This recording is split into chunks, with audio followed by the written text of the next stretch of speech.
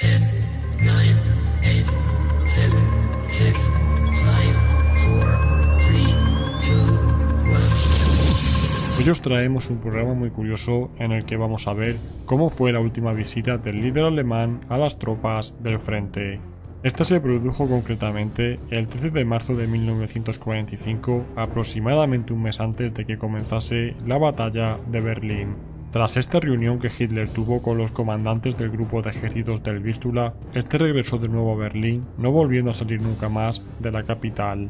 Pero antes de ir con esta última acción, pongámonos en contexto para ver cómo se fueron desarrollando los acontecimientos que finalmente le llevaron a esta última aparición. Para dicho fin, tenemos que remontarnos hasta el 20 de julio de 1944, momento en el que sufrió el atentado que casi acaba con su vida.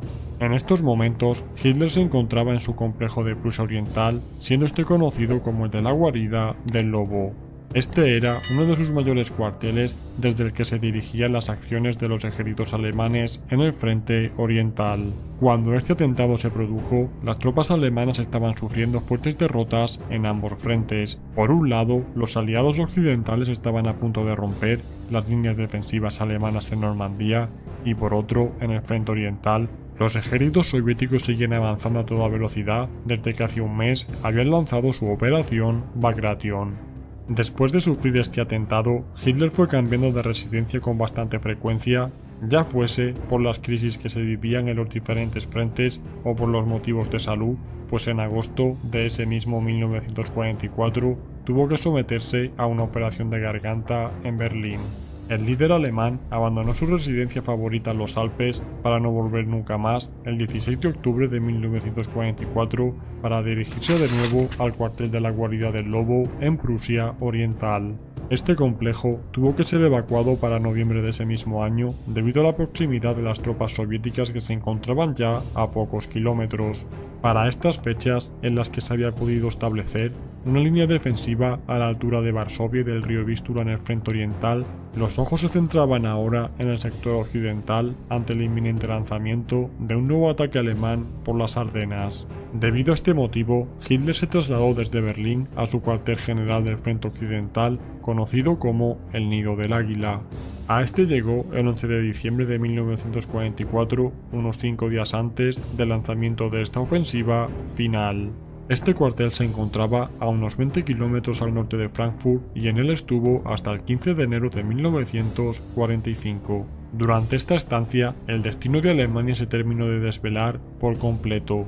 En primer lugar, la última puesta en las Ardenas fracasó por completo y quedó claro que el ejército alemán ya no era capaz de desarrollar adecuadamente ninguna operación de verdadera importancia. Poco más tarde, y tras haber estado haciendo oídos sordos sobre los avisos de la inminente ofensiva soviética en el Vístula, este ataque se produjo para el día 12 de enero, barriendo por completo a los ejércitos alemanes de la zona. Debido a este hundimiento total del frente oriental, para el día 15 de enero, Hitler tuvo que abandonar de forma definitiva su cuartel del Nido del Águila para dirigirse a Berlín. Una vez allí, los acontecimientos totalmente catastróficos para Alemania no pararon de producirse y de solaparse entre ellos.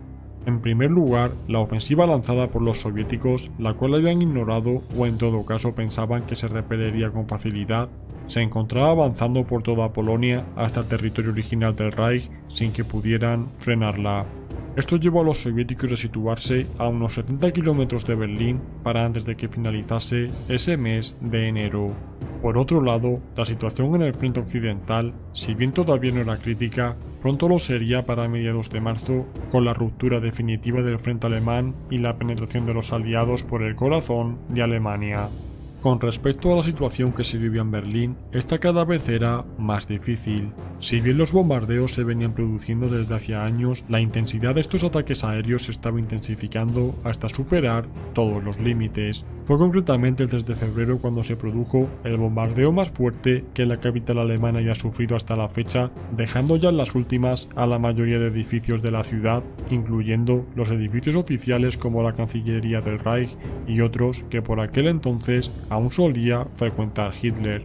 Debido a esto, el líder alemán terminó de trasladarse de forma definitiva a su búnker subterráneo para no llegar a abandonar dicha residencia hasta su muerte.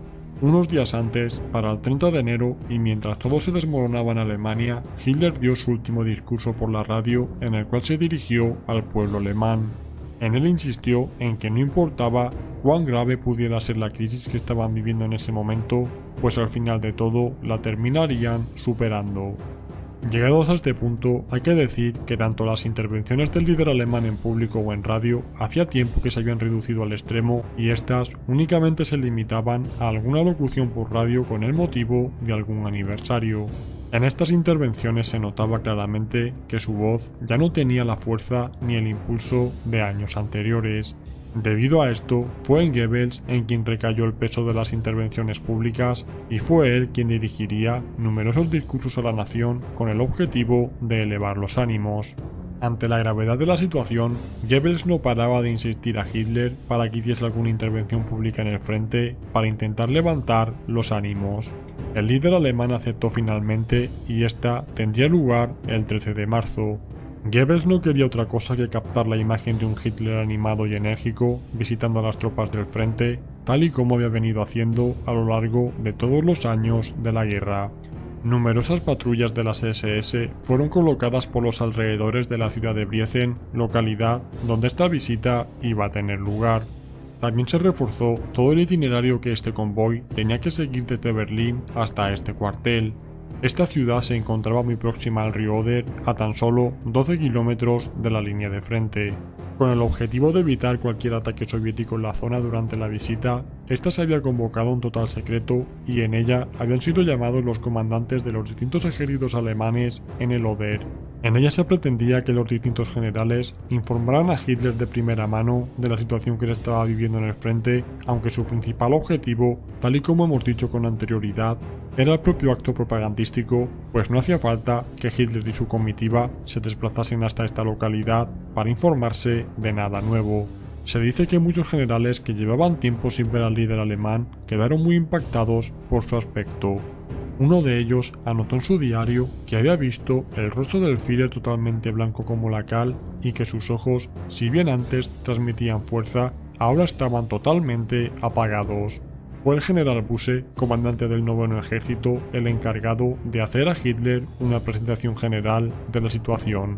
En ella se alertaba que la línea defensiva alemana era bastante débil y que se preveía un potente ataque soviético para las próximas semanas. Tras esta exposición del general Busse, el líder alemán tomó la palabra.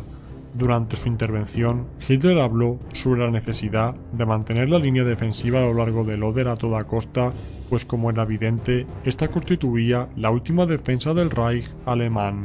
Por último, Hitler avisó a sus generales de que las reservas de Alemania estaban totalmente agotadas y que aquellas armas y municiones con las que habían sido dotados eran las últimas de las que se disponían. Llegados a este punto, los vehículos alemanes tenían prohibido arrancar el motor si no era por una necesidad de urgencia total, y las piezas de artillería disponían de tan solo 2 proyectiles al día, los cuales se estaban guardando para la ofensiva soviética final. Una vez terminada esta reunión, el líder alemán y su comitiva se dirigieron de nuevo a Berlín y según dejaron escrito algunos de sus compañeros, Hitler no dijo nada en todo el viaje de vuelta.